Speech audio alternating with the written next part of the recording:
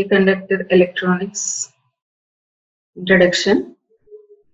Today we shall discuss about types of semiconductors and the conduction in different types of semiconductors. ఇంతకుముందు వీడియోలో మనం అర్ధవాహక electronics అనేటువంటి chapter యొక్క introduction చూసాం కదా. ఇప్పుడు ఈ వీడియోలో మనం అర్ధవాహకం అంటే ఏమిటి, దాంట్లో ఉన్నటువంటి రకాలు ఏమిటి, వివిధ రకాల అర్ధవాహకాలలో విద్యుత్ అనేది ఏ రకంగా ప్రవహిస్తుంది లేదా వాటి యొక్క వాహకత అనేది ఏ రకంగా ఉంటుంది అనేది మనం ఈ వీడియోలో నేర్చుకుందాం. So as we already have discussed, a semiconductor is a material whose conductivity lies in between that of a conductor and an insulator. What is a conductor? Conductor is a material which easily allows the flow of current, whereas an insulator, it does not allow the flow of current, right? A semiconductor is one which allows current conditionally. Okay, so in semiconductors అంటే అర్ధవాహకం అనేది ఏంటి, వాహకాల వాహకతకు బంధకాల వాహకతకు మధ్యస్థంగా వాహకతను కలిగి ఉండేటువంటి పదార్థాన్ని మనం అర్ధవాహకం అని చెప్తాం. వాహకము అంటే ఏంటి, విద్యుత్తుని తన గుండా ఈజీగా ప్రవహింపజేసేటువంటి దాన్ని మనం వాహకము అని చెప్తాం. బంధకము అంటే ఏంటి, విద్యుత్తుని తన గుండా ప్రవహింప చేయనటువంటి పదార్థాన్ని మనం బంధకము అని అంటాం. అయితే ఈ అర్ధవాహకాలు అనేవి ఏంటి, కండిషనల్ గా అంటే కొన్ని కండిషన్స్ లో అవి వాహకాల్లాగా, మరికొన్ని కండిషన్స్ లో అవి బంధకాల్లాగా పనిచేస్తాయి. ఓకే, అయితే ఈ అర్ధవాహకం అంటే ఏంటో మనం లాస్ట్ వీడియోలోనే చూసాము. అయితే ఈ అర్ధవాహకాలలో ఉన్నటువంటి రకాలు ఏంటో మనం ఇప్పుడు చూద్దాం. Semiconductor is basically divided into two types. The first one is intrinsic semiconductor and the second one is extrinsic semiconductor. A semiconductor in its pure form is called as intrinsic semiconductor. Intrinsic semiconductor is a pure semiconductor. So generally the semiconductor materials that we take are silicon and germanium. These are the most frequently used semiconductors. Right? In their pure form, if we use, we call them as intrinsic semiconductor. And the semiconductors that we are using here, they have a valency of 4. That means we have 4 valence electrons in their outermost orbits.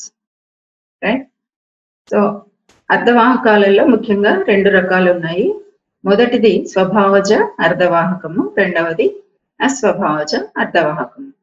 స్వభావజ అర్ధవాహకం అంటే ఏమిటంటే, ఒక అర్ధవాహకము స్వచ్ఛమైన స్థితిలో గనక మనం తీసుకున్నట్లయితే దాన్ని స్వభావజ అర్ధవాహకము అని చెప్తాం.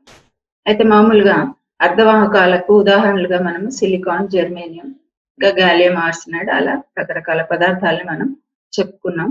వాటిల్లో మనం ఎక్కువగా ఏంటంటే మనం చదువుకునేటువంటి పరికరాలలో ఎక్కువగా ఉపయోగించేది సిలికాన్ మరియు జెర్మేనియం.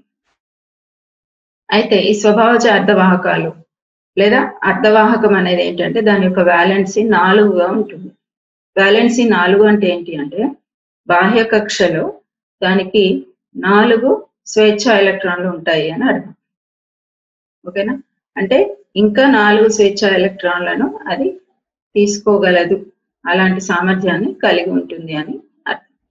సో ఒక అర్ధవాహకము స్వచ్ఛమైన స్థితిలో ఉన్నట్లయితే దాన్ని మనం స్వభావజ అర్ధవాహకము అని చెప్తాము.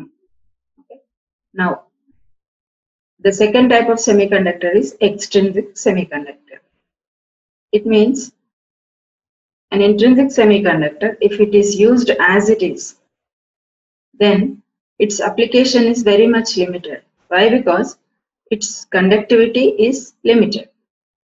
So for any electronic device to extensively use, we need to have more amount of conductivity. So for that, what we do is we add some sort of impurities to intrinsic semiconductor to make it as an extrinsic semiconductor. Okay. So that the process of adding impurity is called as doping. The process of adding impurity to a pure semiconductor is called as doping. A doped semiconductor is nothing but an extrinsic semiconductor. అస్వభావజ అర్ధవాహకం అంటే ఏమిటి అంటే స్వభావజ అర్ధవాహకానికి కొంత మాలిన్యాన్ని కలిపినట్లయితే ఏర్పడేటువంటిదే అస్వభావజ అర్ధవాహకము. ఇప్పుడు ఒక స్వభావజ అర్ధవాహకాన్ని కనుక మనం తీసుకున్నట్లయితే దాని యొక్క వాహకత అనేది చాలా తక్కువగా ఉంటుంది. కాబట్టి దాన్ని మనము వివిధ రకాల ఎలక్ట్రానిక్ వలయాలలో ఎక్కువగా ఉపయోగించడానికి వీలవ్వదు. దాన్ని ఎక్కువగా ఉపయోగించడానికి గాను మనం ఏం చేయాలంటే దాని యొక్క వాహకతను పెంచాలి. వాహకతను పెంచడం కోసం ఏం చేస్తామంటే దానికి కొంత మాలిన్యాన్ని కలుపుతాం. మాలిన్యం అంటే ఏదో ఒక రకమైన సంయోజక పదార్థాన్ని దానికి మనం కలిపినప్పుడు మనకు అది అస్వభావజ అర్ధవాహకంగా మారిపోతుంది. అంటే స్వభావజ అర్ధవాహకం, అస్వభావజ అర్ధవాహకం రెండింటి మధ్య తేడా ఏమిటి అంటే స్వభావజ అర్ధవాహకం యొక్క వాహకత తక్కువగా ఉంటుంది, అస్వభావజ అర్ధవాహకం యొక్క వాహకత అనేది ఎక్కువగా ఉంటుంది. Okay, so in extrinsic semiconductors, again depending upon the impurity added, we can divide the extrinsic semiconductors as two types. The first one is n-type semiconductor and the second one is p-type semiconductor. So ఈ అస్వభావజ అర్ధవాహకాలు అనేవి దాంట్లో మనం కలిపినటువంటి మాలిన్యం ని బట్టి రెండు రకాలుగా విభజించవచ్చు. ఒకటి n రకం అర్ధవాహకం, రెండవది p రకం అర్ధవాహకం. అంటే ఇప్పుడు ఒక స్వభావజ అర్ధవాహకానికి మాలిన్యం కలిపే ప్రక్రియను మాదీకరణం అంటారు. ఒక స్వభావజ అర్ధవాహకానికి మాలిన్యాన్ని కలిపే ప్రక్రియను మాదీకరణం అంటారు. ఈ మాదీకరణం చెందించబడిన అర్ధవాహకాన్ని అస్వభావజ అర్ధవాహకం అంటారు. అస్వభావజ అర్ధవాహకాలు రెండు రకాలు, n రకం అర్ధవాహకం, p రకం అర్ధవాహకం. So to a pure tetravalent intrinsic semiconductor, if we add a pentavalent impurity, then it will become an n-type semiconductor. And if we add a trivalent impurity to a pure semiconductor, then it will become a p-type semiconductor. ఇప్పుడు స్వభావజ అర్ధవాహకానికి మనం పంచ సంయోజక పదార్థాన్ని కనుక మాలిన్యంగా కలిపినట్లయితే మనకు n రకం అర్ధవాహకం ఏర్పడుతుంది. అలాగే త్రిసంయోజక మాలిన్యాన్ని కనుక కలిపినట్లయితే అది p రకం అర్ధవాహకంగా ఏర్పడుతుంది. అయితే ఈ p రకం అర్ధవాహకాన్ని ఏర్పరచడానికి మనం ఉపయోగించేది ఏంటి? త్రిసంయోజక మాలిన్యం. త్రిసంయోజక మాలిన్యం అంటే ఏమిటి అంటే దాంట్లో వ్యాలెన్సీ 3 ఉండాలి. మనం తీసుకునేటువంటి మూలకాలలో వ్యాలెన్సీ 3గా ఉండాలి. దానికి ఉదాహరణ ఏంటి? గ్యాలియం, బోరాన్, ఇండియం, అల్యూమినియం ఇలా. ఓకే, అలాగే n రకం అర్ధవాహకాన్ని తయారు చేయడానికి మనం పంచ సంయోజక మాలిన్యాన్ని కలుపుతాము. ఈ పంచ సంయోజక మాలిన్యం అంటే ఏమిటి? 5 వ్యాలెన్సీ ఎలక్ట్రాన్లు ఉన్నటువంటి మూలకాలు అని అర్థం. అయితే అలా 5 వ్యాలెన్సీ ఎలక్ట్రాన్లు ఉన్నటువంటి మూలకాలకు ఉదాహరణ ఏంటి? ఫాస్ఫరస్, ఆర్సెనిక్, యాంటిమనీ ఇలా. ఓకే, సో వీటిల్లో మనం ఏదైనా ఒక దాన్ని తీసుకొని సిలికాన్ లేదా జెర్మేనియం కి కలిపినప్పుడు మనకు p రకం లేదా n రకం అర్ధవాహకం అనేది ఏర్పడుతుంది. So while preparing extrinsic semiconductors, we need to add impurities, right? And what do you mean by pentavalent impurity or trivalent impurity? Pentavalent impurity means the element which has 5 valence electrons in its outermost orbit. So if we have 5 valence electrons, we call it as pentavalent, right? If we have 3 valence electrons, we call it as trivalent. So the examples of pentavalent impurity are phosphorus, arsenic, antimony, etc. Right? And for preparing p-type, we add trivalent impurity, and the examples of trivalent impurity are gallium, boron, indium, aluminium, etc.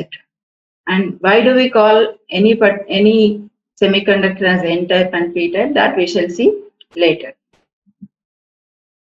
Now, let us try to understand the intrinsic semiconductor and its conduction. Right? ఒక స్వభావజ అర్ధవాహకం అనేది ఎలా ఉంటుంది, internal గా ఎలా ఉంటుంది, దాంట్లో విద్యుత్ ప్రవాహం అనేది ఎలా వస్తుంది అనేది మనం ఇప్పుడు ఈ పటం నుండి చూడడానికి ట్రై చేద్దాం. ఓకే, మామూలుగా మనము ఒక అర్ధవాహకం అనగానే ఏమనుకున్న ఉదాహరణలుగా మనం సిలికాన్ లేదా జెర్మేనియం ని తీసుకుంటాం. ఓకే, జెర్మేనియం మూలకం యొక్క పరమాణు సంఖ్య 32. అయితే దీని యొక్క ఎలక్ట్రాన్ విన్యాసం కనుక మనం రాసినట్లయితే నాలుగో కక్షలో మనకు 4 వాలెన్స్ ఎలక్ట్రాన్లు అనేవి ఉంటాయి. కాబట్టి ఒక అర్ధవాహకం లేదా స్వభావజ అర్ధవాహకం యొక్క వ్యాలెన్సీ 4 అని మనం చెప్తాం. అయితే ఒక జెర్మేనియం ఆటమ్ ని కనుక మనం తీసుకున్నట్లయితే దాంట్లో 4 వాలెన్స్ ఎలక్ట్రాన్లు ఉంటాయి. అయితే ఇలాంటి కొన్ని జెర్మేనియం ఆటమ్స్ కలిసి ఒక స్ఫటికం లాగా ఏర్పడినప్పుడు అని మనం ఇక్కడ తీసుకుంటాం. స్ఫటికం అని ఎందుకు తీసుకుంటామంటే దీంట్లో జెర్మేనియం అణువులు అనేవి ఒక క్రమ పద్ధతిలో పేర్చబడి ఉంటాయి. ఓకేనా? అయితే ఇక్కడ ఈ పటంలో కనుక మీరు చూసినట్లయితే ప్రతి జెర్మేనియం అణువు కూడా ఏంటంటే 4 వాలెన్స్ ఎలక్ట్రాన్లు కలిగి ఉంది. అయితే ఈ 4 వాలెన్స్ ఎలక్ట్రాన్లు అనేవి ఏంటంటే అవి వాలెన్స్ ఎలక్ట్రాన్ల లాగా ఉన్నాయి. అయితే పక్కనున్న జెర్మేనియం మూలకం ఉంది కదా, దాని యొక్క అణువులు అనేవి అది కూడా 4 వాలెన్స్ ఎలక్ట్రాన్లను కలిగి ఉంది. ఓకే, అయితే ఇప్పుడు చూడండి, ఇక్కడ ఈ జెర్మేనియం ఉందనుకోండి, ఈ పర్టికులర్ జెర్మేనియం అణువు కనుక మనం తీసుకున్నట్లయితే ఇక్కడ ఒక స్వేచ్ఛ ఎలక్ట్రాన్, ఇక్కడ ఒక స్వేచ్ఛ ఎలక్ట్రాన్, ఇక్కడ ఒక స్వేచ్ఛ ఎలక్ట్రాన్, ఇక్కడ ఒక స్వేచ్ఛ ఎలక్ట్రాన్ ఉన్నాయి. ఓకే, ఒక్క ఇండివిజువల్ గా జెర్మేనియం అణువును కనుక మనం తీసుకున్నట్లయితే ఇలా ఉంటుంది. అయితే ఇది ఒక స్ఫటికంలో ఉన్నప్పుడు ఏమైతుందంటే ఈ పక్కనున్న వాటితో ఇలా బంధాలు ఏర్పరచుకొని ఉంటాయి. ఓకే, పక్కనున్న జెర్మేనియం అణువులతో అన్నిటితో బంధాలు ఏర్పరచుకొని ఉంటుంది. అంటే ప్రతి జెర్మేనియంలో కూడా మనకు 4 వాలెన్స్ ఎలక్ట్రాన్లు ఉంటాయి. అంటే అది ఇంకొక 4, అంటే అది స్టేబుల్ కాన్ఫిగరేషన్ దానికి రావాలంటే ఏమవుతుంది, ఇంకొక 4 ఎలక్ట్రాన్లు దానికి కావాలి. అవి పక్కనున్న అణువుల నుండి తీసుకోవడం జరుగుతుంది, లేదా దీనికి ఉన్న 4 ఎలక్ట్రాన్లను పక్కనున్న అణువులకి ఇచ్చేయడం జరుగుతుంది. అలా ఈ అణువులను ఎలక్ట్రాన్లను పంచుకోవడం ద్వారా ఏర్పడేటువంటి బంధమే మనం సంయోజనీయ బంధం అని చెప్తాం. ఓకేనా? అయితే ఇక్కడ ప్రతి జెర్మేనియం ఆటమ్ ని కనుక మనం చూసినట్లయితే అది పక్కనున్న దాని యొక్క వాలెన్స్ ఎలక్ట్రాన్లతో కూడా బంధాలను ఏర్పరచుకొని మనకు ఇక్కడ ఏమవుతుందంటే బంధాలను ఏర్పరచుకొని స్థిర విన్యాసాన్ని పొందుకుంది. ఇప్పుడు ఏ జెర్మేనియం ని మనం చూసినా కూడా దాని అవుటర్ మోస్ట్ లో ఇక్కడ 2, ఓకే, మళ్ళీ ఇక్కడ 2, అలాగే ఇక్కడ 2, ఇక్కడ 2, టోటల్ గా మనకు 8 ఎలక్ట్రాన్స్ అనేవి ఉన్నాయి. అంటే స్థిర విన్యాసం అనేది వచ్చింది. ఓకేనా? సో అలా ఏ జెర్మేనియం అణువును మనం చూసినా కూడా ప్రతి దాంట్లో కూడా 8 ఎలక్ట్రాన్లు అనేవి ఉన్నాయి. కాబట్టి దీంట్లో స్వేచ్ఛ ఎలక్ట్రాన్లు అనేవి ఇంకేమీ లేవు. ప్రతి ఎలక్ట్రాన్ కూడా పక్కనున్న వాటితో బంధాలు ఏర్పరచుకొని ఉంది. ఇక్కడ కూడా స్వేచ్ఛ ఎలక్ట్రాన్లు అనేవి లేవు. కాబట్టి ఇక్కడ విద్యుత్ ప్రవాహం అనేది శూన్యము అని మనం చెప్పవచ్చు. అంటే అసలు ఇక్కడ ఎట్లాంటి విద్యుత్ ప్రవాహం కూడా ఉండదు. ఓకే, అయితే విద్యుత్ ప్రవాహం ఉండదు కాబట్టి దీన్ని ఏమంటారంటే ఈ స్వభావజ అర్ధవాహకం అనేది ఒక బంధకం లాగా పనిచేస్తుంది. ఇలా ఒక బంధకం లాగా పనిచేస్తుంది. ఎక్కడ 0 కెల్విన్ ఉష్ణోగ్రత వద్ద. ఇక్కడ మనం ఈ తీసుకునేటువంటి ఈ పర్టికులర్ డయాగ్రామ్ ఏంటి అంటే మనం 0 కెల్విన్ దగ్గర ఉంది అని మనం అనుకుంటున్నాం. ఓకే, ఈ 0 కెల్విన్ ఉష్ణోగ్రత దగ్గర ఏమవుతుందంటే, ఓకే, ఈ 0 కెల్విన్ ఉష్ణోగ్రత దగ్గర అసలు దీంట్లో ఫ్రీ ఎలక్ట్రాన్స్ అనేవి లేవు. కాబట్టి విద్యుత్ ప్రవాహం అనేది 0గా ఉంటుంది. ఓకేనా? అయితే ఇది అసలు స్వభావజ అర్ధవాహకం యొక్క పరిస్థితి. Now, if we consider the intrinsic semiconductor or pure semiconductor, then here we are taking the example of a germanium crystal, right? If we consider a single germanium atom, it has 4 valence electrons in its outermost orbit. Now, if it is joined with other atoms of germanium to form a crystal structure, then we have the diagram like this. In this, what you can observe is every germanium atom's valence electrons are engaged in bonding with the valence electrons of neighboring germanium atoms. Is it not? Now, if you look to each of the germanium atom, every germanium atom is having 8 electrons in its outermost orbit, right?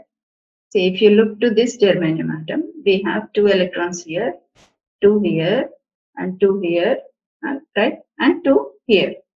So totally we have 8 electrons in this one. It means it has got stable configuration.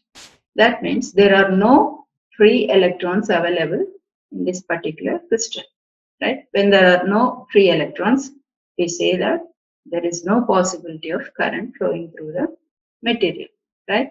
It means a pure semiconductor at absolute zero temperature. Absolute zero means 0 Kelvin, right? So at 0 Kelvin temperature, every intrinsic semiconductor acts like an insulator. Why it acts like an insulator? Because it has got no free electrons. Okay. Now, how to improve, or is there any way to make the current to flow through this particular material? Okay. For that, what we do is we supply some sort of thermal agitation to this material. Okay, if you supply heat energy, we call it as thermal agitation. So if you supply heat energy, then there is a possibility for some of the electrons to break the bonds and become free, right? Here we took two examples here, right? Here one bond is broken and here another bond is broken. So there is a possibility of one electron from here, right? Another electron from here to become free. Okay, so we have two free electrons here. So due to the presence of these two free electrons, we can obtain some amount of current through this particular material. That means if due to thermal agitation, we get some current in pure semiconductor or intrinsic semiconductor. But even that amount of current is also negligible. We cannot make use of such material in electronic devices. For that, we go to extrinsic semiconductor or the process of doping. అయితే ఈ స్వభావజ అర్ధవాహకంకి ఏమనుకున్నాం మనం, పరమశూన్య ఉష్ణోగ్రత వద్ద అది ఒక బంధకం లాగా పనిచేస్తుంది. అంటే దీంట్లో ఎలాంటి స్వేచ్ఛా ఎలక్ట్రాన్లు లేవు కాబట్టి దీని గుండా ఎలాంటి విద్యుత్ ప్రవాహం రాదు. కాబట్టి 0 కెల్విన్ వద్ద ఇది ఒక బంధకం లాగా పనిచేస్తుంది. మరి దీని నుండి విద్యుత్ ప్రవాహం పొందుకోవడానికి ఏమైనా అవకాశం ఉందా అని గనక మనం ఆలోచించినట్లయితే, దీనికి కొంత మనం ఉష్ణీయ అలజడిని అందించినట్లయితే, అంటే కొంత ఉష్ణ శక్తిని మనం ఈ మెటీరియల్ కి అందించినప్పుడు ఏం జరుగుతుంది అంటే, ఈ బంధాలలో ఉన్నటువంటి ఎలక్ట్రాన్లు 1, 2 అలా బయటకు వచ్చే అవకాశం ఉంటుంది. సో ఒక ఎలక్ట్రాన్ ఇక్కడ నుండి ఇట్లా బయటకు వచ్చింది అనుకోండి, అలాగే ఇక్కడ కూడా ఒకటి మనం తీసుకున్నాం, ఇక్కడ నుండి కూడా ఒకటి బయటకు వచ్చింది అనుకోండి. ఇప్పుడు ఏమైంది, 2 ఎలక్ట్రాన్లు అనేవి మనకు స్వేచ్ఛా ఎలక్ట్రాన్లుగా అవైలబుల్ ఉన్నాయి. ఓకే, ఈ స్వేచ్ఛా ఎలక్ట్రాన్లు అనేవి విద్యుత్ వహనానికి కారణం అవుతాయి. ఓకే, అయితే ఈ స్వభావజ అర్ధవాహకంలో మనం ఉష్ణ శక్తిని పెంచినప్పుడు మాత్రమే మనకు స్వేచ్ఛా ఎలక్ట్రాన్లు అనేవి వస్తాయి అని అర్థం. అయితే ఇక్కడ బంధం బ్రేక్ అయినప్పుడు, ఓకే, ఈ బంధం నుండి ఎలక్ట్రాన్ బయటికి వచ్చినప్పుడు ఇక్కడ ఏమవుతుందంటే ఇక్కడ ఒక ఖాళీ ప్రదేశం ఏర్పడుతుంది, రైట్? ఇక్కడ ఆల్రెడీ ఇది ఫిల్ అయి ఉంది కానీ నేను చూపిస్తాను. ఇలా ఉంటుంది. ఓకే, ఇలా ఒక ఖాళీ ప్రదేశం ఏర్పడుతుంది. ఇలా ఎలక్ట్రాన్ పోయిన తర్వాత ఏర్పడేటువంటి ఈ ఖాళీ ప్రదేశాన్ని ఏమంటారంటే రంధ్రము లేదా హోల్ అని చెప్తారు. ఓకేనా, ఇది రంధ్రము లేదా హోల్.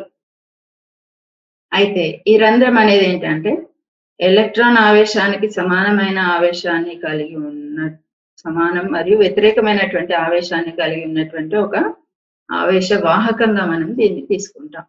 ఎలక్ట్రాన్ కి ఆపోజిట్ అన్నమాట ఇది. హోల్ అనేది ఎలక్ట్రాన్ కి ఆపోజిట్ చార్జ్ క్యారియర్. ఓకేనా, అంటే ఈ ఉష్ణ శక్తిని మనం అందించినప్పుడు ఇప్పుడు మనకి ఏమైంది, 2 ఎలక్ట్రాన్లు వచ్చాయి కదా, 2 స్వేచ్ఛా ఎలక్ట్రాన్లు వచ్చినాయి. 2 స్వేచ్ఛా ఎలక్ట్రాన్లు వచ్చినప్పుడు ఇక్కడ ఏం జరుగుతుందంటే 2 రంధ్రాలు కూడా వస్తుంది. ఓకేనా, అయితే ఈ 2 రంధ్రాలు వచ్చిన తర్వాత ఏం జరుగుతుంది అంటే, ఈ రంధ్రం ఏం చేస్తుంది అంటే ఇక్కడ ఉన్నది ఉండకుండా ఇదేం చేస్తుంది, పక్కన ఉన్న బంధాలలో ఉండి ఒక ఎలక్ట్రాన్ ఆకర్షించుకుంటుంది. ఓకే, ఇప్పుడు అనుకోండి ఇక్కడ నుండి ఒక ఎలక్ట్రాన్ ఇటు వచ్చింది. ఓకే, వచ్చినప్పుడు ఈ ఎలక్ట్రాన్ వచ్చి రంధ్రం ఉన్న ప్లేస్ లో కూర్చుంటుంది, రైట్? కూర్చున్నాక అప్పుడు ఇక్కడ ఏమవుతుంది, ఇక్కడ రంధ్రం ఏర్పడుతుంది. మనకు చూడడానికి ఏమో ఎలక్ట్రాన్ ఇటు వచ్చినట్టు కనబడుతుంది, కానీ ఏమవుతుంది, రంధ్రం అనేది ఇక్కడ నుండి ఇక్కడికి పోయినట్టు కూడా మనం గమనించవచ్చు. అంటే ఎలక్ట్రాన్ల ప్రవాహ దిశకు ఈ రంధ్రాల ప్రవాహ దిశ అనేది వ్యతిరేకంగా ఉంటుంది. అంటే ఉష్ణీయ అలజడితో ఏర్పడినటువంటి ఎలక్ట్రాన్ల సంఖ్య, నెంబర్ ఆఫ్ ఎలక్ట్రాన్స్ అనేది నెంబర్ ఆఫ్ హోల్స్ కి సమానం అవుతుంది. రంధ్రం అంటే ఏంటి? ఎలక్ట్రాన్ లేనటువంటి ప్రదేశాన్ని మనం రంధ్రము అని చెప్తాం. ఓకే, ఈ ఉష్ణీయ అలజడితో ఏర్పడినటువంటి ఎలక్ట్రాన్ల సంఖ్య రంధ్రాల సంఖ్యకి సమానంగా ఉంటుంది. ఓకే, అంటే ఈ ఎలక్ట్రాన్ల గాఢత అనేది రంధ్రాల గాఢతకి సమానంగా ఉంటుంది. ఎలక్ట్రాన్ల సంఖ్యను ఈ స్వభావజార్థవాహకంలో Ni అనుకున్నాం అనుకోండి, రంధ్రాల సంఖ్యను Pi అనుకుంటే ఈ రెండు కూడా సమానంగా ఉంటాయి అని అర్థం. ఓకేనా?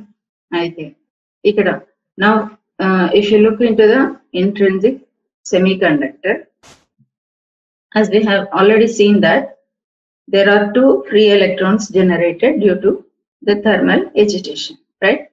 So these two electrons, what they do is, as they come out of the bonds, we see that a hole is created at the position of electron within the bond.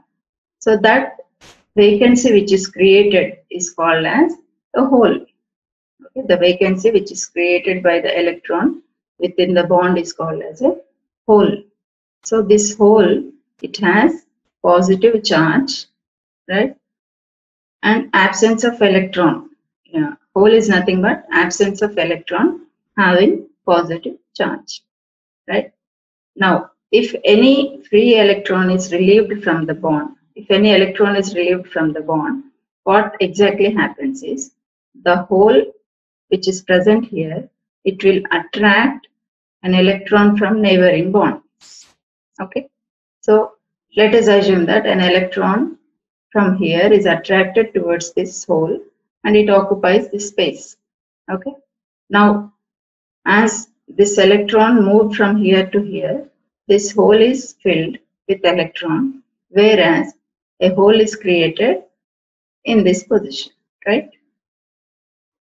It means what we can observe is electron is moving from this position to this position and hole is moving from here to here. That is, the direction of electron movement is opposite to the direction of hole movement.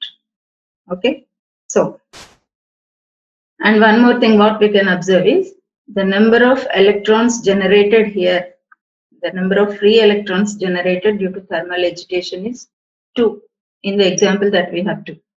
Okay, in similar way we also have got 2 holes. That means the number of electrons in a pure semiconductor, the number of thermally generated free electrons in a pure semiconductor is equal to the number of holes. That means the intrinsic carrier concentration of electrons is equal to the carrier concentration of holes in intrinsic semiconductor, right? So Ni is the number of electrons in intrinsic semiconductor.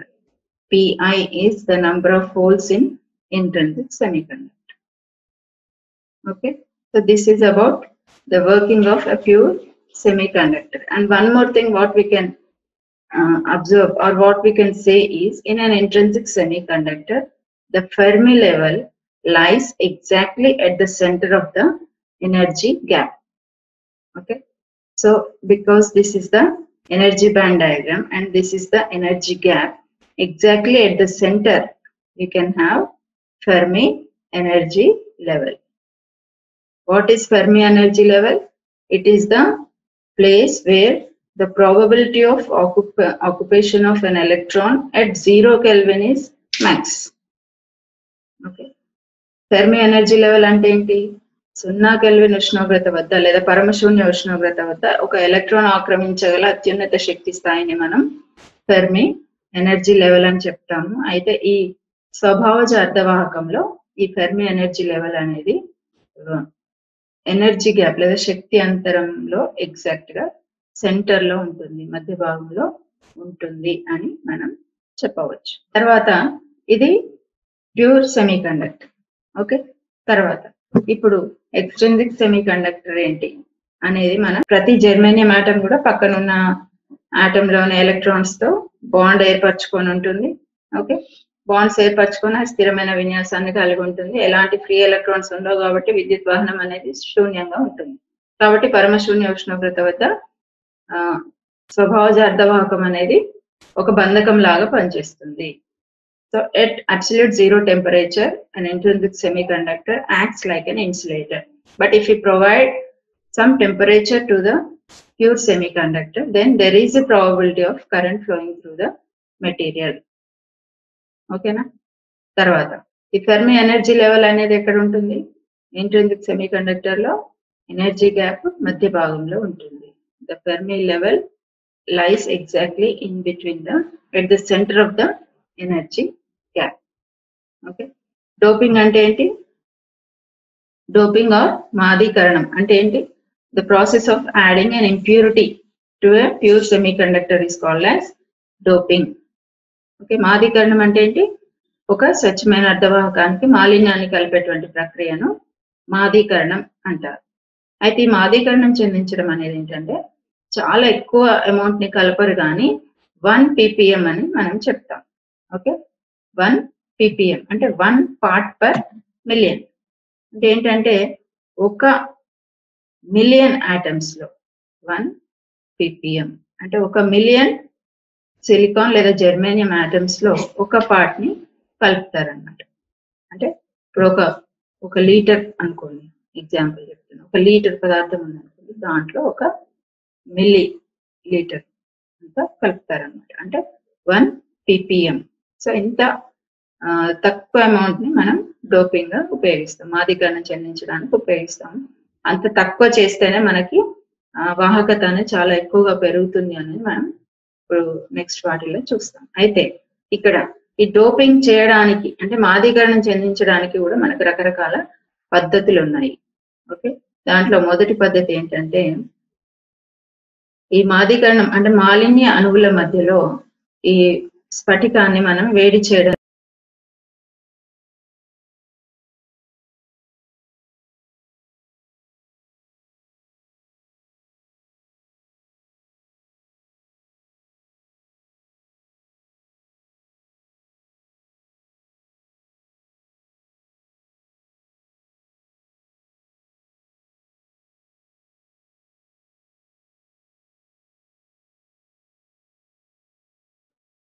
తర్వాత special purpose diodes లో ప్రత్యేక అవసరాల కోసం ఉపయోగించేటువంటి diodes లో Zener diode అనేది ఒక topic ఉంది. ఈ సంవత్సరం అది మీకు సిలబస్ లో ఉండి డిలీట్ అయిపోయింది.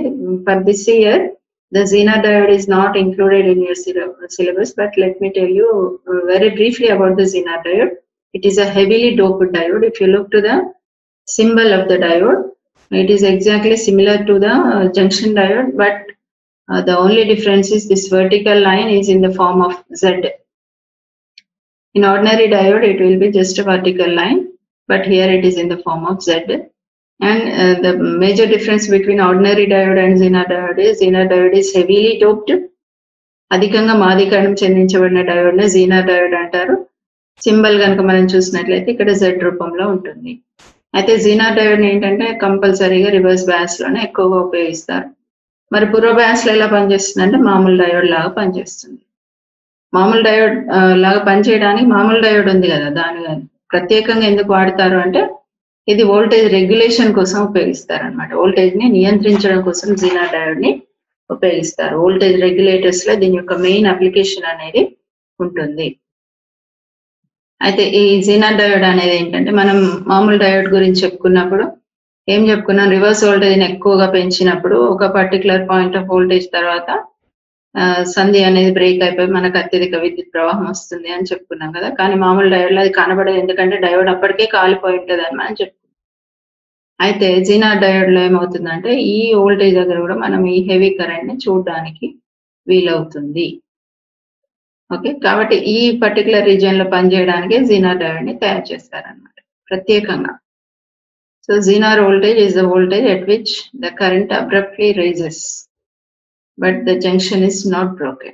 So it is a specially designed diode to be operated in negative reverse bias region. Okay, దీంట్లో ఏంటంటే రెండు రకాల ఎఫెక్ట్స్ ద్వారా we have two effects due to which we get high amounts of current in reverse bias, that is avalanche breakdown and Zener breakdown. Zener breakdown అనేది ఏంటంటే it is a field effect. క్షేత్రం యొక్క ఫలితం అది. క్షేత్రం అత్యధికంగా అవ్వడం మూలంగా సంయోజనీయ బంధాలు బ్రేక్ అయిపోయి మనకు అత్యధిక విద్యుత్ ప్రవాహం వస్తుంది. అదే అవలంచ్ ఎఫెక్ట్ ఏంటి అంటే అది అల్పసంఖ్యాక ఆవేశ వాహకాలు అనేవి అధిక గతి శక్తిని పొందుకొని బంధాలలో బ్రేక్ అయ్యి మనకు అవి ఢీ కొట్టడం ద్వారా మనకు అత్యధిక ఆవేశ వాహకాలు అనేవి విద్యుత్ ప్రవాహానికి అవైలబుల్ గా ఉండి మనకు ఎక్కువ కరెంట్ వస్తుంది. So Zener breakdown is due to two main reasons. One is avalanche breakdown, other one is Zener breakdown. The breakdown is due to two reasons. Zener breakdown is a field effect. As we increase the reverse voltage, the electric field becomes intense and we get large electrons to come out of the bonds and we get heavy current in reverse bias condition. The other one is avalanche effect, which is mainly due to the minority charge carriers. They get more and more kinetic energy, so they are broken from the bonds and we get high amounts of current in reverse bias condition. The main application of Zener diode is we use it in reverse bias condition as voltage regulator. Then coming to transistor structure. See, as we have already said, we have three segments of semiconductor material, right? In which in a transistor, two segments of one type of semiconductor are separated by another type of semiconductor. That is, see, if you look to this diagram, we have three different regions of semiconductor, right? If you observe the diagram, we have two P regions here and in between we have N region. This N region is sandwiched between two P regions. So this forms a transistor. Okay, and here we have two N regions. In between two N regions, we have sandwich of P. So this is another type of transistor. That means we have three regions, three doped regions, right? And out of these three, two regions are of same type. And in between that, we have the other type of semiconductor material. So based on whether it is P, on this we can classify the transistors into two types. One is PNP transistor, other one is NPN transistor. In PNP transistor, N material is sandwiched between two P materials, whereas in NPN transistor, P is sandwiched in between two N materials. ఈ transistor structure అంటే transistor ఎలా ఉంటుందంటే transistor లో రెండు ఒకే రకమైనటువంటి అర్ధవాహక పదార్థాలు ఉంటాయి. వాటి మధ్యలో మరొక రకమైన అర్ధవాహక పదార్థాన్ని పెట్టడం ద్వారా మనకి ట్రాన్సిస్టర్ అనేది ఏర్పడుతుంది అనమాట. ఇక్కడ ఈ డయాగ్రామ్ లో కనుక మీరు చూసినట్లయితే ఇక్కడ రెండు P అర్ధవాహకాలు ఉన్నాయి, వాటి మధ్యలో ఒక N రకం అర్ధవాహకాన్ని పెట్టారు. ఇక్కడ చూసినట్లయితే ఇక్కడ రెండు N రకం అర్ధవాహకాలు ఉన్నాయి, వీటి మధ్యలో ఒక P రకం అర్ధవాహకాన్ని పెట్టారు. సో ఇలా రెండు పీల మధ్యలో ఒక N పదార్థాన్ని పెట్టినట్లయితే దాన్ని PNP ట్రాన్సిస్టర్ అని, రెండు Nల మధ్యలో Pని కనుక పెట్టినట్లయితే దాన్ని NPN ట్రాన్సిస్టర్ అని అంటారు. అంటే ట్రాన్సిస్టర్ లో రెండు రకాలు. So we have two types of transistors, right? So the structure of a transistor is very similar to the structure of two diodes connected back to back. See, if you look to this diagram, we have two diodes, right? And this is anode of the diode and this vertical line is the cathode of the diode. This is cathode and this is anode. These two diodes are connected back to back. So if we join these two together, then we have, this is P-type material, in between you have N-type and here another P-type. So a PNP transistor is formed by joining two diodes in this manner. Okay, and here if you see the other kind of connection, that is, this is the N material, this is P material, and here it is again a P, here N. If we join these two together, then we have N, P and N. So thereby NPN transistor is formed. Okay, now Coming to the circuit symbol of a transistor, it will be like this. As we have 3 regions of semiconductor, we also say that the transistor has 3 terminals. So it is a 3-terminal electronic device. The terminals are emitter, base, and collector. And here the difference between collector and emitter is you have an arrow mark on the emitter, right? And based on the direction of this arrow mark, we can identify the transistor either as PNP or NPN. If the arrow mark is pointed into the transistor, then we say that it is PNP transistor. And if it is pointed outside, we say it as NPN transistor. And how to remember the arrow mark positions? Not pointed in is NPN. The direction of arrow is outwards. Then we call it as NPN transistor. So this is very important 2 marks question for your IP examination. So draw the circuit symbols of transistors, PNP and NPN transistors. Most of the students, they do mistakes in writing the arrow mark positions. Okay, so this, if you keep in mind that not pointed in is NPN and which is pointed in is PNP.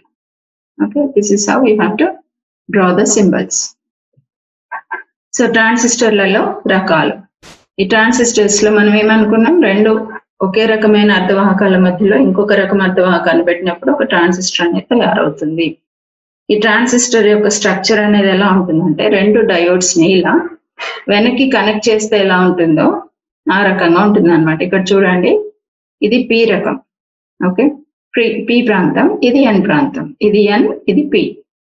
So ఈ N ని తీసుకొచ్చి N కి కలిపినప్పుడు ఏమవుతుందంటే ఇది P అవుతుంది, మధ్యలో N ఉంటుంది, మళ్ళీ ఇటువైపు P ఉంటుంది. అంటే ఇది ఒక PNP ట్రాన్సిస్టర్ లా తయారైంది అనమాట.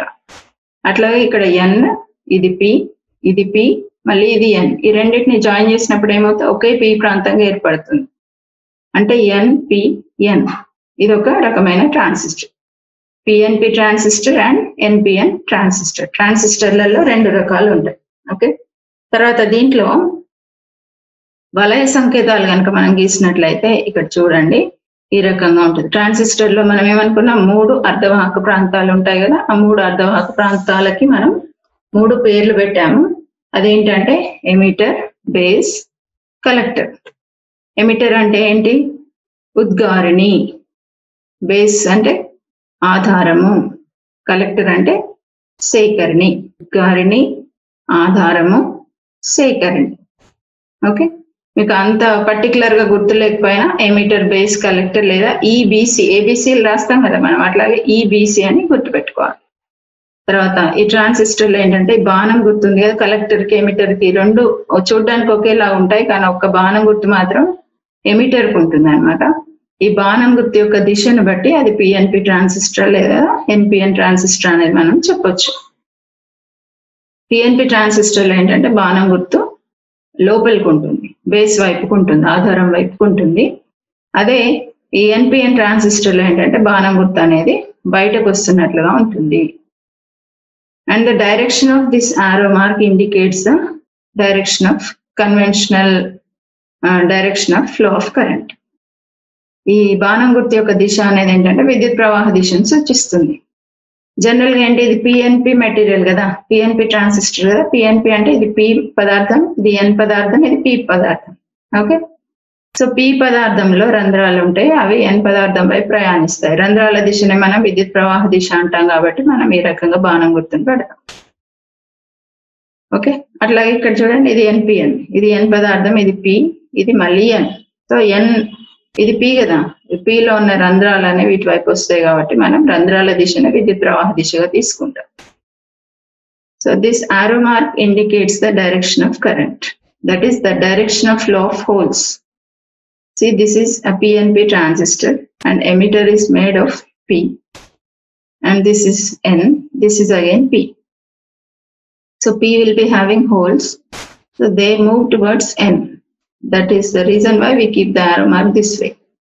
And in this one, this is NPN transistor.